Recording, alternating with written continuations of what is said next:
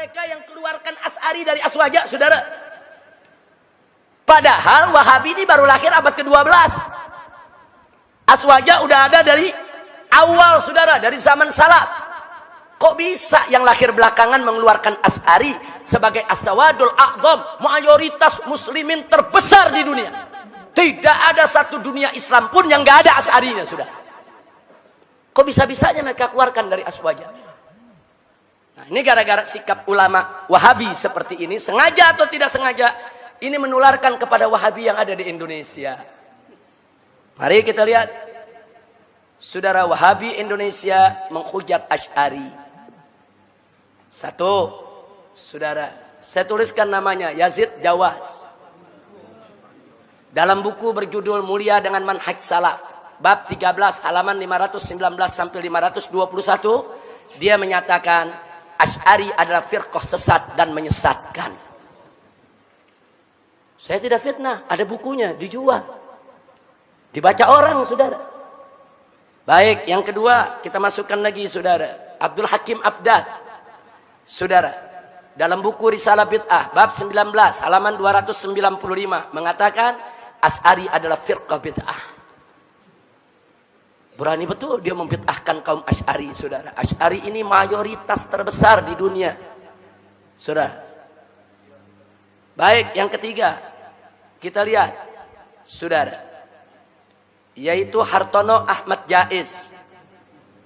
Dalam buku Bila Kiai Dipertuhankan, halaman 165 sampai 166. Dia mengatakan Asy'ari bukan ahlus sunnah yang dibawa imam yang 4. Dia tulis, ada dalam bukunya. Saya tanya, ini hujatan bukan buat Asy'ari? Hujatan. Kita dianggap bukan ahlus sunnah.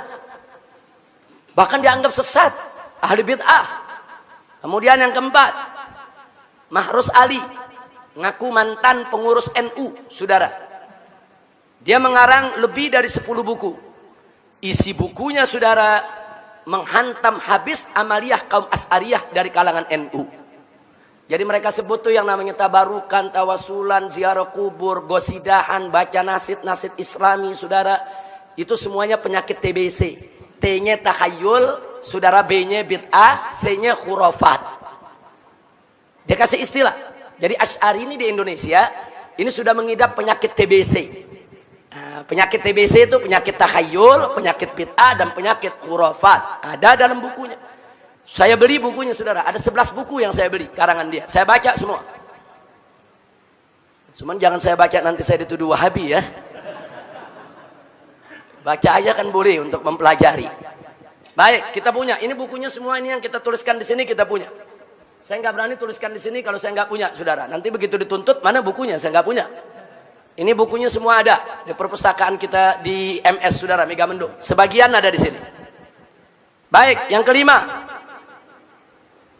Firanda Andirja. Yang keenam, Khalid.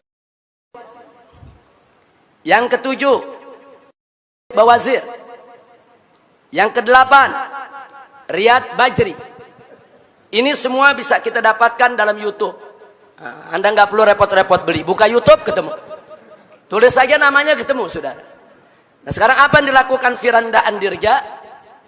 Menghantam habis tokoh Asy'ari yang sangat dihormati di Indonesia, yaitu ulama besar dari Mekah, seorang Sayyid, seorang Syarif, Abuya Sayyid Muhammad bin Alwi Al-Maliki.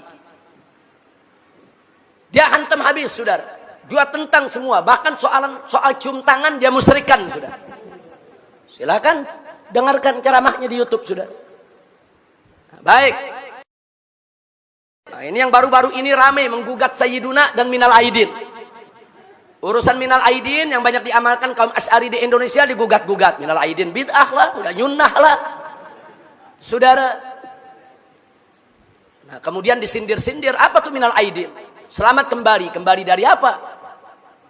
Mesti disebutin dong. Kembali dari Jakarta, kembali dari Surabaya. Masya Allah. Tuh ada sindiran macam itu, saudara. Nah, jadi sekali lagi hal yang nggak penting, saudara. Mereka korek. Akhirnya timbul perdebatan di mana-mana dan bisa mengantarkan kepada perpecahan. Jadi sekali lagi hal yang nggak penting, saudara. Mereka korek akhirnya timbul perdebatan di mana-mana dan bisa mengantarkan kepada perpecahan. Ini yang belum lama ini rame, saudara, mengatakan kaum Asy'ari itu kalau ba'da sholat tuh baca-baca selawat, saudara, itu lagi nyanyi itu lagu ba'da maghrib namanya. Masya Allah, kenapa usil? Kalau mereka nggak mau zikir bersama, ya nggak usah zikir bersama, nggak usah usil dengan amaliyah saudaranya. Orang NU yang baca selawatan, saudara, orang-orang Asy'ari yang baca-baca qasidah, nggak usah usil. Nah kemudian Riyad Bajri, saudara, oh ini paling ekstrim lagi nih. Nah, dia kata demo siapapun sesat dan halal darahnya. Bahkan dalam rekaman lainnya dia katakan apa? Kita ini dituduh Wahabi, hajar itu yang menuduh kita.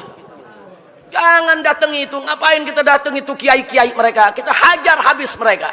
Ini termasuk wala dan barra. Jadi artinya kalau ada orang mendatangi Kiai Asy'ari, berarti dia nggak punya barra, nggak punya wala kepada tauhid. Silakan dengarkan, saudara. Jadi saya tidak memfitnah, saya tidak menuduh, saudara. Ini fakta semua ada. Nah, jadi kalau memang saudara-saudara saya di Wahabi yang baik, yang santun, yang selama ini dekat dengan saya, tidak mau saya mengkanter persoalan-persoalan seperti ini, tolong nasihati mereka ini. Nasihati saudara-saudara mereka. Jangan mentang-mentang kita diam, mereka terus menindas kita. Jangan, bukan mereka aja yang hafal Quran, bukan mereka aja yang hafal hadis, bukan mereka saja yang tahu tafsir, bukan. Ahlus sunnah wal jamaah, ini gudang ulama, gudang ahli tafsir, gudang ahli hadis, gudang ahli usul, gudang ahli akidah.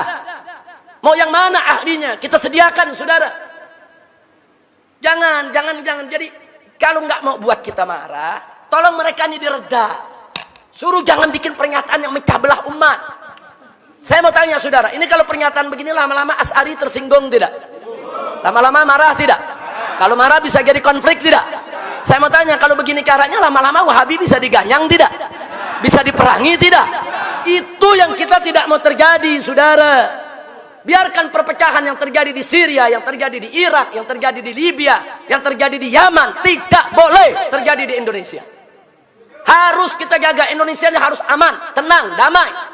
Dan selama Ahlus Sunnah wal Jamaah menjadi mayoritas, saudara, di negara Republik Indonesia ini, kemudian mayoritas ini bersatu, betul-betul mengamalkan akidah, yaitu Ahlus Sunnahnya, insya Allah NKRI ke depan akan menjadi baldatun thayyibatun wa rabbun ghafur.